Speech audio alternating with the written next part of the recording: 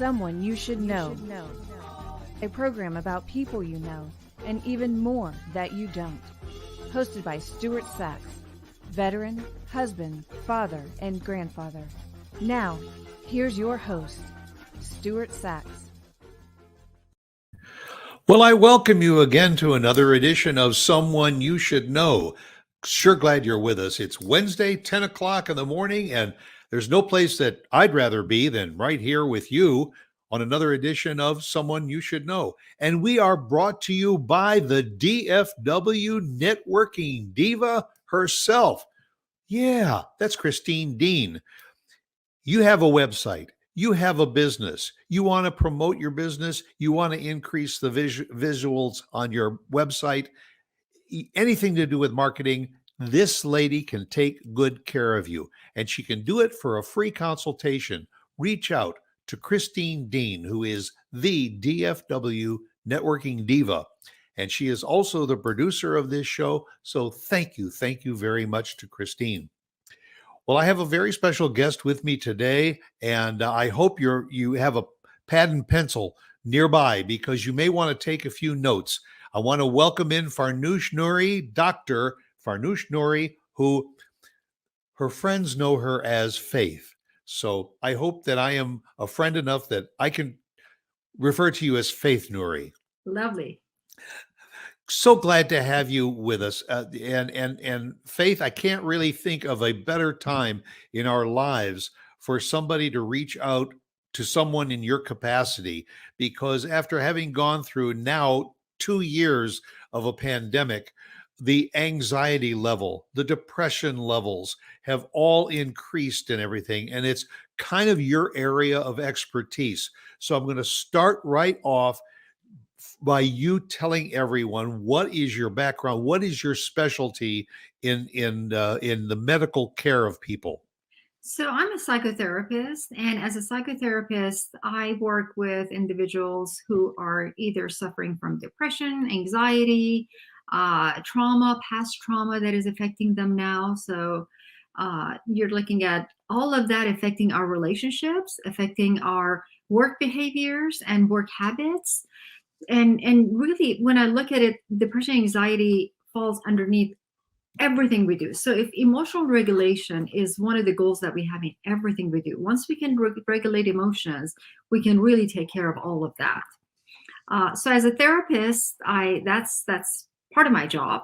The other part is about there's teaching. I teach at Southern Methodist University. I teach at the graduate program, supervising students and teaching classes where we, once they are ready to actually go there and do the actual counseling work, we provide them with the, just final steps of getting ready to be out there as a counselor to help people.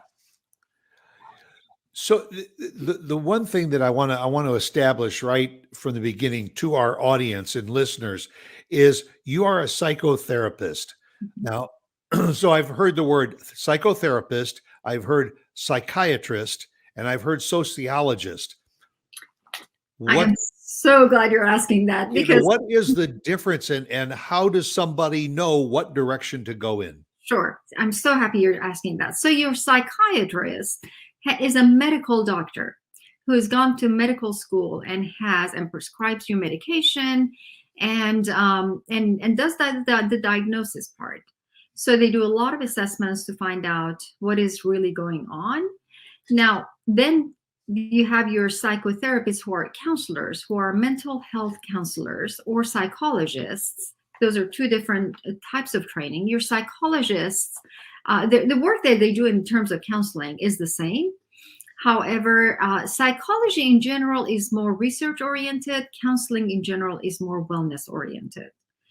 But the work of psychotherapy is done by either licensed psychologists or licensed counselors or licensed social workers.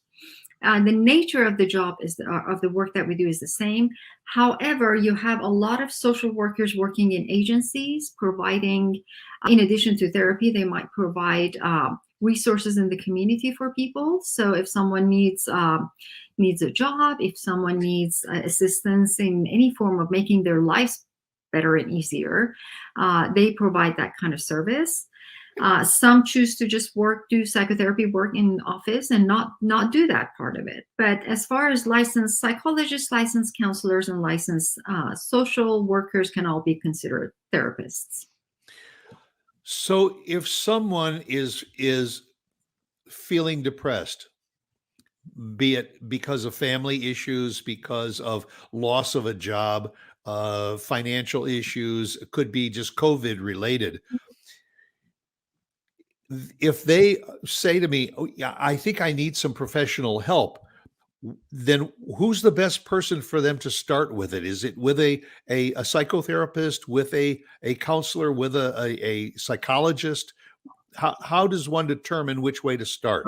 Sure. So the way it usually works in our society here is the first person who hears about depression or anxiety is medical internists. They are the first ones usually where the patient goes in and they're doing their annual exam. They say, but by the way, I'm very depressed or I'm very anxious. Now, some physicians are really good about making that referral on first day and say, you really need to be in therapy because it helps. Some physicians prefer to just prescribe, and prescriptions are good and helpful. However, it's just a Band-Aid. It helps you temporarily change the chemistry in the brain, but it does not go deeper into changing the root cause of what is causing this depression or anxiety. The root of it. Yes. So in therapy, we want to find out what is my role in changing that? How can I take charge to change that? Now, a lot of the physicians may have referrals usually your good physicians have a referral of a therapist on their list. And if not, you can, there are a lot of resources that you can go to psychologytoday.com, and there are tons of therapists listed there, and you can just put in your zip code if you want to be close by where you can go see them in person. Right now, a lot of therapists are seeing clients online, which has made it very convenient for a lot of clients. So you can search, you can see therapists' profiles. Now, there on psychologytoday.com, you will have psychologists, counselors, and social workers who are all working as counselors. All right. So, there's a lot of different questions that are going around in my head right now.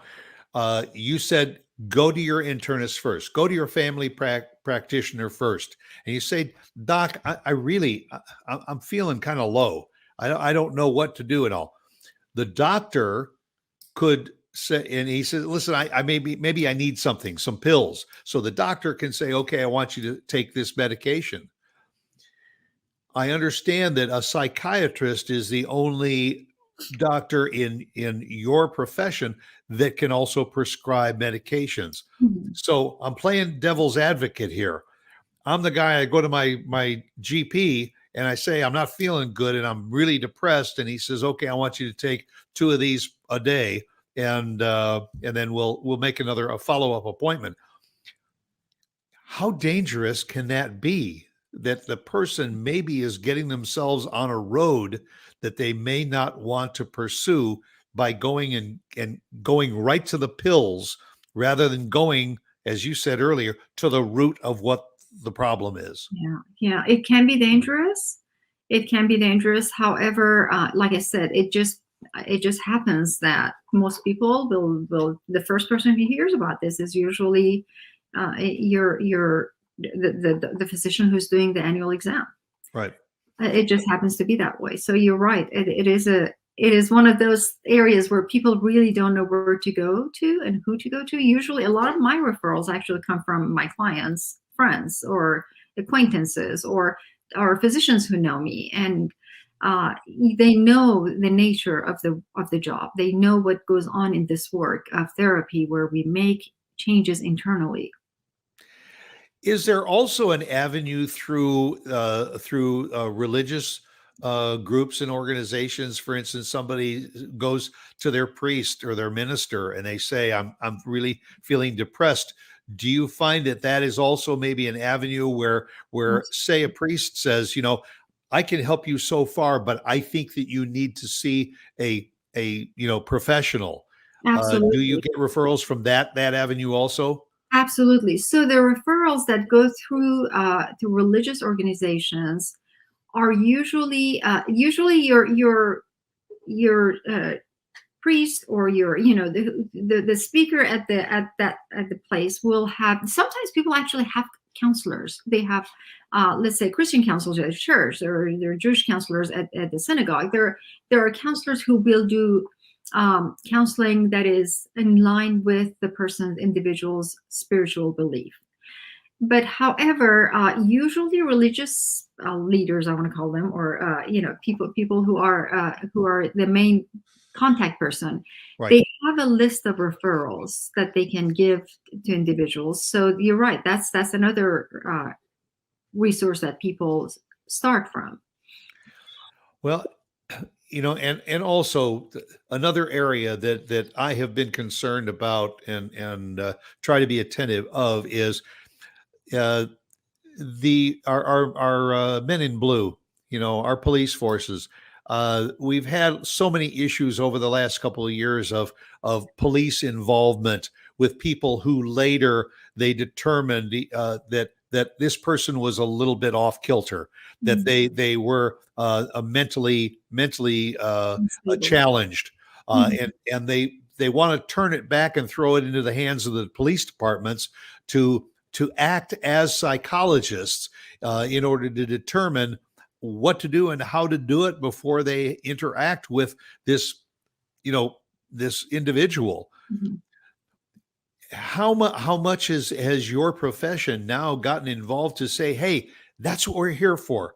We're here to try and find these people and help them with their mental issues before they get to any kind of a violent stage. We've been trying. There are advocates through American Counseling Association and American Psychological Association who are trying to pass laws through the Congress, that therapists need to be involved in this process. It is not the job of a police officer, even though they're doing the best they can in training their people. It is really difficult. It's a really challenging position to know when and where and what to do, and at that moment to help the individual. So you're right. I mean, that's one of the areas that really I think the government needs to take a very close look at. And we have, like I said, we have advocates from ACA and APA constantly following up with that. I'm sure that you are as concerned as I am, just as an individual, with this opioid pandemic that we also have in our country, where people who do feel depressed manage to get a hold of some medication, and certainly after you take almost any medication for a period of time, it becomes less and less effective. So you up the dosage, then you up the dosage again, and it's become an issue. How do people know, whether drugs are the answer or whether therapy is actually a stronger approach to solving their issues? Right. So that is my biggest concern when someone goes to their internist and says, "Hey, I'm depressed," and then they get the pills, because like you said, the antidepressants or anti-anxiety pills after a while are going to lose their effectiveness. And then not every pill works for everyone, so they have to try 2 or 3 different kinds to finally get to the one that Mhm. works for them. And by then you are looking at all the side effects, weight gain, weight loss, headaches, you name it, dry mouth, sometimes even more depression. With a lot of our SSRIs we're experiencing, especially the ones that are given to adolescents and younger people, uh, they can become suicidal. In children, they can become suicidal. So there is a lot of controversy and a lot of question as to what are we doing? Are we really taking care of the immediate problem, or are we taking care of the problem at the root of it?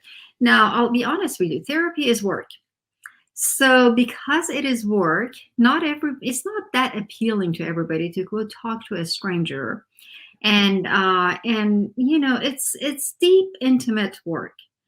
And usually it takes about 5 to 7 years of struggle for people to finally pick up the phone and make that first appointment. Unfortunately, it takes a long time. That is a long time. It is a very long time, and it affects our relationships. It affects our work. Like, depression is one of those things that is really costly. It costs us our jobs. It costs us our relationship with our loved ones, and the days of life that we could be enjoying ourselves. But what happens in the process is it takes a long time, and then people are hesitant to go into therapy as a result. The stigma around it used to be really bad. Now we're getting I was better. just going to ask you that are people just still so afraid of either admitting to somebody else that I'm going to a therapist Mhm. for a problem, and that prevents them from really seeking the help that they really need. Mhm. It's getting a lot better, and thanks to all the people who've been advocating and encouraging people to go get help. Because the truth is, when you look at mental health and anything related to mental health, it is no different than having diabetes, than having high blood pressure, than having, if there's an imbalance in the body, the mind always contributes to imbalances in the body. When I get gout, for instance, or when I get any kind of or people who have cancer, now we're beginning to find a relationship between high stress and cancer. We are finding the relationship between high stress and blood pressure. So when you look at these different areas that our physical body is actually affected by what is going on in our mind and how much stress we're putting on our body, well, all of those emotional challenges that we have that we're not taking care of are adding to that stress, which is leading to psychosomatic illnesses.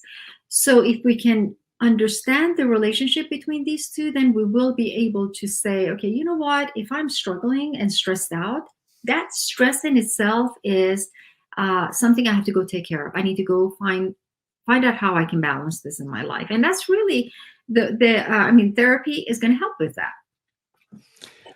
And I think it's fair to say that sometimes if people do find themselves in depressed states, that sometimes they turn to food, they turn to alcohol, they turn to recreational drugs as a way to just say, well, I do it because it makes me feel better. Well, I think that part of the equation is reach out to somebody who knows what you're going through and can help you turn that around and not have to turn to food, drugs, or any other means in order to try and mask that depression that you have, to reach out.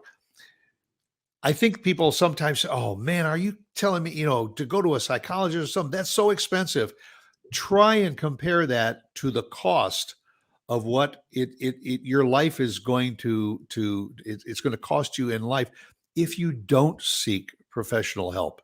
Exactly. And, talking about costs, I want to say now we have so many resources that will meet everybody's needs. If you can't go to see a therapist in their office, some people have insurance. If you don't have insurance, or if you want to see a therapist who's not in your network, find a therapist you like and see if you have out-of-network coverage that pays for it. A lot of times that even turns out to be better than the option of paying a copay. The other resources we have resources in the community. Most universities that have a psychology or counseling department have a clinic where they provide free services for the community. You can pay $5, you can pay $20, you can pay $0, depending on how much you can afford. And then, of course, there are interns and their students, but they're well trained to help people. And so talking about the financial part of it, you're right. I mean, it really makes a world of difference when you lose those days out of your work and you're not able to attend your job because you're depressed and you're anxious. But unfortunately, one of the things with mental health is because we can't see it. It's not a wound on my skin. It's not a physical pain that I can feel. We wait until we burn out. And turning around from burnout is going to be a lot harder for people. And that in itself is an issue because it is more of an internal injury than a physically external injury. I think it behooves all of us to carefully look at our friends, our family members, our neighbors. And if you see that someone is struggling a little bit, mentally or emotionally, or maybe they just lost a job and they haven't been out of the house in a while, and maybe you want to knock on the door and see if they're okay. Mhm. I think that old phrase, see something, say something, you can help save someone's life by just recognizing that I'm not a doctor, but if my neighbor or my friend or family member is just not acting the way they have been in the past, and I'll reach out to someone and Mhm. and ask them whether it is their primary doctor or their clergy person, or they reach out to someone like you to say, hey, I have this friend, and what would you suggest that I do? Because I don't want to all of a sudden see an ambulance pull up in front of their house. And then I look back in retrospect and say, gee, I guess I should have said something. Mhm, mhm. That is so true. And you're talking about connection, and you were talking about addiction to drugs also, because the drugs give us a little bit of comfort for the moment, and every time we need to keep adding to that to get that level of just comfort from pain that you were talking about.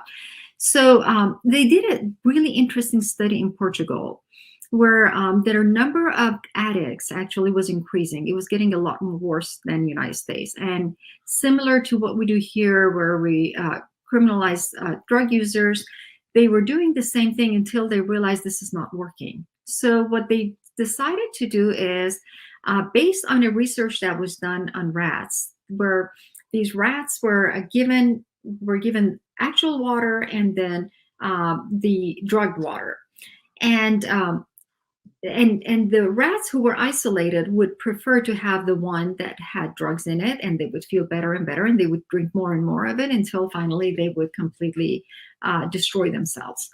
On the other hand, there were other rats in a rat park where they could build relationships, they could be in a community, they could interact and play with other rats. They were also given the two options, and guess what? They kept drinking the actual healthy water. So that, based on that model, they decided, okay, you know what, let's do something completely different. So the government got involved, evidently, and they started bringing people in and saying, anybody who hires them, we're going to pay half of their income, that salary, as long as you can bring them in the community so that they have a reason to get up every morning, so that they have connection with other people. So within 2 years, they were able to turn that around, and they continue to do that. So that connection, like you said, knowing that I'm not alone in this. And unfortunately, through the pandemic, because of this isolation that we all experience, we noticed an extremely high level. I mean, the numbers just went up as far as anxiety, depression. I'm still waiting for good data to come out on these areas. We've been so involved with the pandemic itself that we don't have the research yet. But I will tell you several things that happened to me personally. I've been doing this work for over 25 years now. And at the beginning of the pandemic, the first month and a half, I had my first case of client suicide, which had never happened to me before. And I was so stressed, and it was just such a sad experience to me. I reached out to my colleagues for support. And before you knew it, every week, another colleague would come to me and say, I had my very first client die by suicide. So it became, we all began to experience it, which was a huge indication of how this isolation is affecting people in a way that they lose hope. So as therapists, we were being affected by it. So you were seeing a high number of burnout among therapists as well, because of high level of depression, anxiety. And what we experienced after the pandemic was that if people were bringing, let's say, 3 degrees of distress to sessions, now we're talking about 9 degrees every session that clients come in. And then, for instance, I work at SMU clinics, and our SMU clinics, both at Frisco and Plano ISD and SMU itself, the number of calls were just they increased so much that we had to finally leave a message, we have a huge wait list. So expect some delay in response, because pandemic was just, it really broke us down as far as mental health, and especially the children. For those that are listening and watching this program, I urge you, if you have questions, reach out to Dr. Faith, and we'll scroll her website, and we'll scroll her email address, and don't allow yourself to kind of get sucked into that depressive mode, because you can reach out. You mentioned earlier about the fact that there's a lot of the schools that teach psychology and all that very often have clinics that for a nominal fee, people can get some initial help and advice and direction. Mhm. I can't figure out how that could not be a win-win, because for the people that say, no, I don't need therapy, or I don't know if I need therapy, to start this way, to get that comfort level where you can talk to somebody, especially to a stranger, and say, this is what I'm feeling. These are my manifestations and all. And then that person says, I think you should consider going to a professional therapist. And I think that's a great first step. And certainly that's why I suggest folks reach out to Dr. Nouri. She's a wealth of knowledge. In fact, you've even written a book, and all to help people deal with it. And I want to maybe share a little bit of information about your book, and then I also want to go into a little discussion about how important meditation is in helping people. And folks, I encourage you to see it. The title of the book is So Long Depression, and I think it could be a good item for people to look at and take advantage of.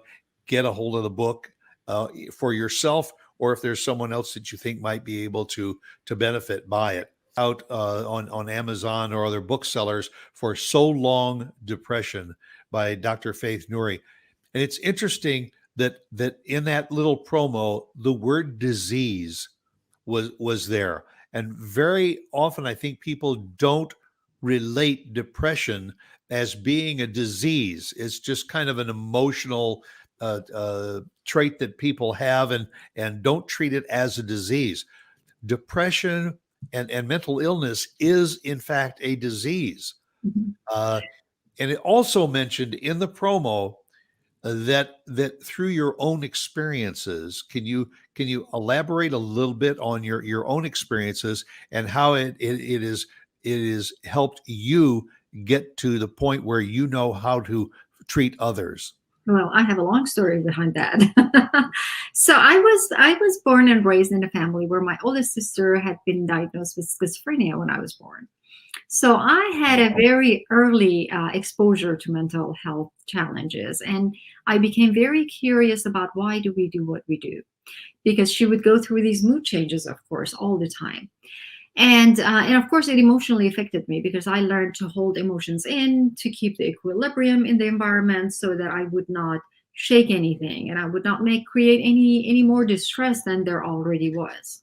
So having done that, then of course I'm from Iran, so I came here when I was in 5th and 6th grade twice. 6th grade, I was here the whole year, so I experienced a lot of just being in my own world, and I didn't speak English back then, and connecting with people was really hard. So feeling that isolation and how it affected me. Then I went back to Iran, where there was, after revolution, there was a war, all of that emotional chaos that was going on, social chaos that was going on. And then I lost my brother at age 14. So experiencing death of a loved one. And those are the things that I never really knew. In my family, the way we dealt with everything was, let's love each other. That love will take care of everything. But let's not look at these things that are really hard to process or hard to feel. And the loving part of it was really healing and helpful. But there comes a time we can't deny what is. If you're sad, there's something to be sad about. It's okay to be sad about it. If there's something that is bothering us and making us frustrated or whatever it is, it's okay to accept that feeling. So as a result, in my early 20s, I started having a lot of health issues, and I would go to this my primary care physician who was helping me a lot. And finally, one day he said, I don't think all of these you get a cold every 2 months, and I think this is your immune system. Your immune system is not functioning well because of some maybe depression or something. And I'm like, no, I think I'm fine. But I still listened to him, and I went to a therapist. I went to a therapist not knowing what to do, what to say. It's my first time. I have no idea what to do. And it was a very sweet older lady who encouraged me to talk about my week. And when I was talking about my week, what came up was something that happened in my household that night, that week. And she said, "Oh, well, that must have been sad." And I said, "No, I'm very understanding of my sister's condition. She's been ill all my life. I've been through this." And then 2 days later, I started having these feelings bubbling up to surface that I never knew it was there. And that was the beginning of me realizing there is a deep connection between my immune system and how it's functioning and all of these emotions that I have bottled in. Because Interesting. the more I was able to let go, the stronger the immune system got. So it was like a cleansing process of letting go. Then I realized, oh, I never processed my brother's death. And I never grieved over it. 10 years later, I started processing it. And after that, it was such a relief to feel like, okay, my feelings, my thoughts, my body are connecting with each other. Before this, because the emotions were going in one direction and I was not paying attention to them, the thoughts, I was trying to make sense of the world with my thoughts. My body was experiencing something else. And then, of course, now I learned about spirituality and meditation and how that lies at the core of everything else. All of these have to work together. There has to be that alignment and that balance. So I started experiencing that. I used to work in tech industry. Actually, I used to work at IBM back then. And then I decided to pursue counseling and just completely change my field and become a therapist. So it was the idea that if it changed my life so much, I would like to make the same, help others make the change. And then writing the book was about sitting in front of clients and giving them all of these tools that they can use on a daily basis. However, they would forget. So, even though I would say, well, let's write them down. Why don't you write them down and have them handy? They would still forget. So one day I was sitting there, I said, you know what? I need to put all that in a book. So I don't have to worry about that. I can just say, please have this handy. So when the time comes, you can just look at the book and find the tools that you need at that moment, because the tool you need today may not be the same as the tool you need tomorrow. Yeah. And I think it's always very helpful when you do have something that you can rely on. A word of mouth, just open discussion and everything is one thing, but to have something that you can not only read, but reread and refer back to any time that you may have this feeling that I need this again. What I'm getting from our conversation is so much reminds me how people often will say, "Well, I'm not really depressed. This too shall pass. I'll get beyond it." It's like the alcoholic who says, "Oh, I can stop drinking anytime, but I just like to have a few drinks because it settles me down, it calms me." Uh, we're playing with fuses and bombs here. Yes. That if you don't defuse the bomb, it's going to go off eventually. And that's why this whole field of mental illness and mental health is so important, especially today. We are in such a fast-paced world that sometimes we don't know how to slow down.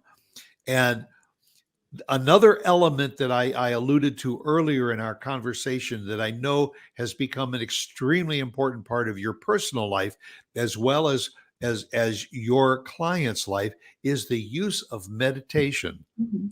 Uh, Right. I just recently talked with somebody who told me, when was the last time you just sat down, took about 10 or 15 minutes and turned everything off, the computer, the phone, everything, and either listened to nothing or just listened to some very soft music just to cleanse the brain and all. We forget that that's a part of life also. Yes, yes. So on what I cannot imagine my life without meditation. As you know, Stuart, it was it was during the early years of my career actually, where I realized I was always looking for the answers in psychology. And then I realized, you know what? There is some deeper part of us that modern psychology is not addressing much. Now we are a lot more. But back then, in 22 decades ago, we were not addressing it as much as we are now. And that inner core of who we are, really recognizing who we are. And as you may, I know you know that I've been studying Sufism since I was in my early 20s, and the message of Sufism is know yourself. Because if we get to know ourselves in every level, then we are going to become to be able to overcome the external obstacles or all of these layers that have covered the reality of who we are. There's a Sufi poet named Hafiz who says he was in, I believe he was in 14th century. And he says, you are your own veil, remove yourself. And that self, in Sufi psychology, we have different layers of the self that need to be discovered. They start with this physical body, and then they keep going into the mental body and the spiritual body. We have the emotional body. So as a result, one of the practices that I do is I teach Tamarkoz classes, Tamarkoz. And we teach that I've been teaching it on the ever since, especially since the beginning of pandemic, the Sufi Psychology Association and the MTO Tamarkoz Association started these programs for free for everyone on Instagram, so in 11 languages. Wow. So that everyone would have access to meditation. And the meditation, the Tamarkoz includes breathing exercises, mind relaxation, deep relaxation, guided imagery, and it all ends in heart meditation. So the practice has been taught actually in different, there are a lot of research behind how it helps with cancer. So there has been research where we know that Tamarkoz exercises and meditation have helped reduce the what we call the cell in the body that is under stress. Through the Tamarkoz practices, it can endure a lot more stress. Then other studies at Berkeley have showed that perceived stress was reduced, and actually students who were doing Tamarkoz exercises throughout the semester, even after they were not doing the exercises, they were still responding better to the stress through their schoolwork and what was going on. So now we're starting actually to teach it at SMU to the faculty at SMU, which is really fascinating. And now I'm also teaching on the Tamarkoz app. So I cannot imagine, and I use those practices in my daily in the sessions all the time. I have one client who's like, "Can we just end my session with some visualization or with some relaxation, because I really need that right now." You mentioned the Tamarkoz method and all. Like the email address was scrolling across the screen. And again, for those that want more information about what the method is, how maybe you want to just research it and maybe try it. In my late years, I realized that I'm an older guy living in a very, very fast-paced world. When I was younger, life just seemed to be so much simpler.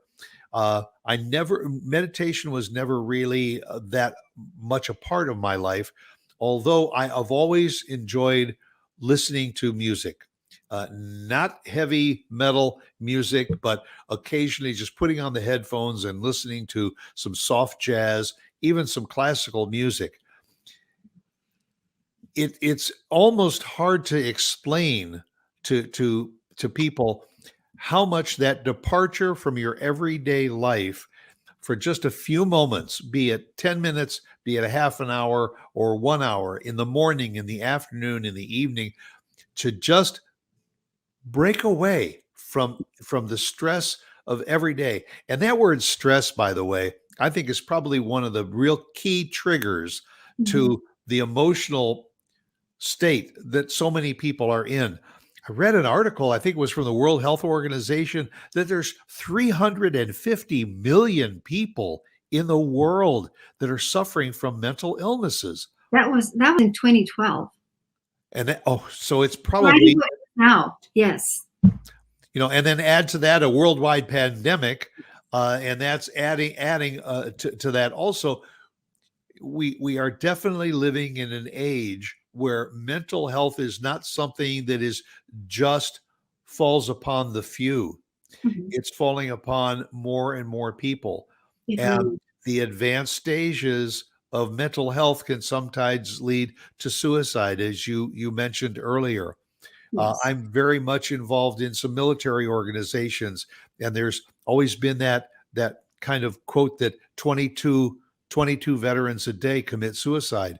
Well, ever since the pandemic, that number is almost doubling. Oh, yeah. It's because we don't know how to cope with that stress and that anxiety and what's happening around us. And Mhm. that's why we as a society need to reach out to people like yourself, Mhm. for some help and for some answers.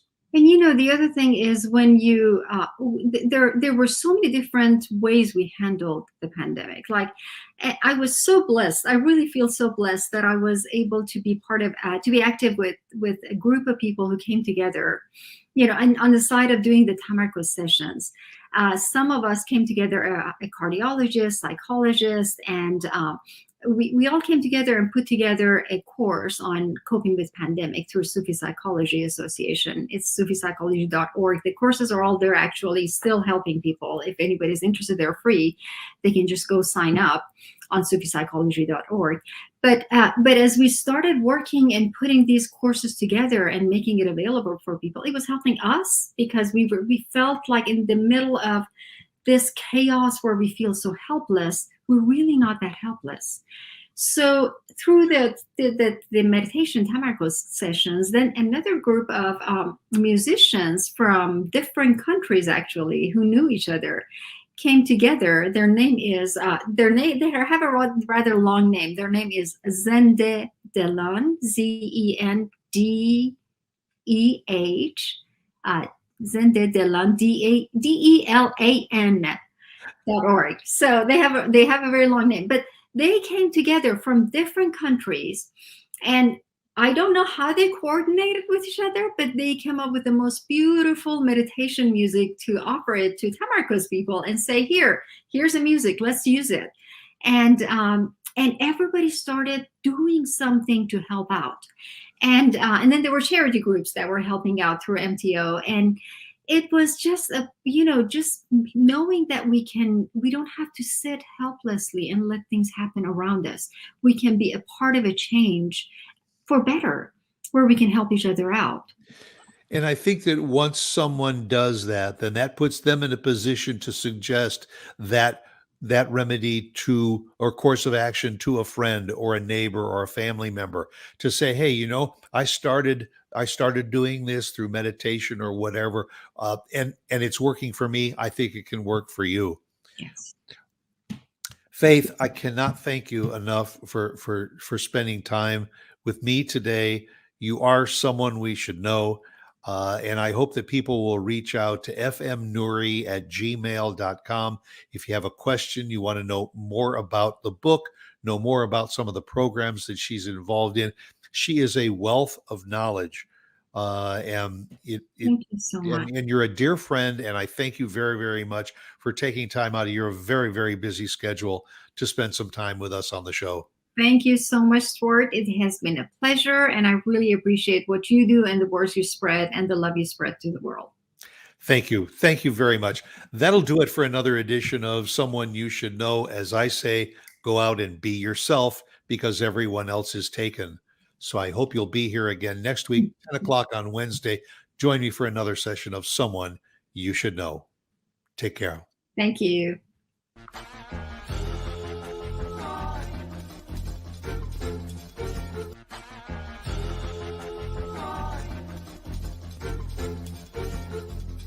Someone you should know.